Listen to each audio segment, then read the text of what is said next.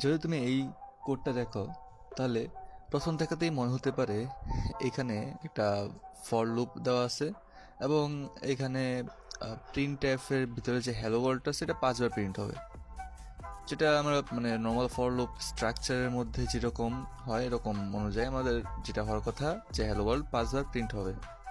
কিন্তু আমি যদি একটু রান করে দেখাই তাহলে দেখো কি হচ্ছে, just one hello world, but why? কিন্তু কেন এখানে একবার হ্যালো ওয়ার্ল্ড প্রিন্ট হওয়ার কারণটা কি? যদি আমি একটু ভালো করে কোডটা দেখি তাহলে দেখো আমার ফর লুপের পরে এখানে একটা সেমিকোলন দেওয়া।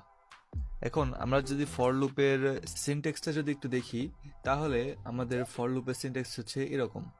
যদি আমি একটু ফর লুপের সিনট্যাক্সটা দেখাই তাহলে ফর লুপের সিনট্যাক্স এরকম যে এখানে আমার অ্যাসাইন করতে হবে যে আই এর টাইপটা কি, অ্যান্ড দেন এখানে আই এর ভিতরে কিছু একটা ভ্যালু অ্যাসাইন করতে হবে, দেন কি এখানে আমার কন্ডিশন দিতে হবে, এখানে আমার ইনক্রিমেন্ট ও ডিক্রিমেন্ট যেটাই দেওয়ার ইচ্ছা।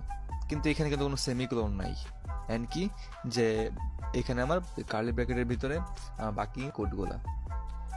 ঠিক আছে, তাহলে আমি যদি এই কোডটা দেখি ভালো মতো একটু তাহলে কি হচ্ছে আমার যে এখানে ফর লুপের পরেই যখন আমি এখানে সেমিকোলন দিয়ে দিছি তখন কি হয়েছে যে প্রিন্ট এফ আমার আলাদা স্টেটমেন্ট হয়ে গেছে, মানে প্রিন্ট এফটা আমার আর ফর লুপের ভিতরে নাই। সি প্রোগ্রামে সেমিকোলন মানে হচ্ছে কি যে একটা স্টেটমেন্ট ব্রেক করা, তাই না?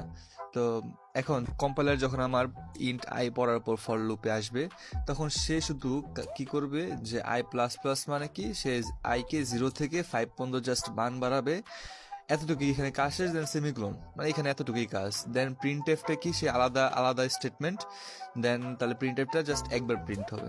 এটা হচ্ছিল আমার আজকের প্রবলেম। এই ছোটখাটো প্রবলেম অনেক বড় ধরনের বাগ তৈরি করতে পারে, জাস্ট একটা semicolon can be a big hassle. Thank you, please subscribe.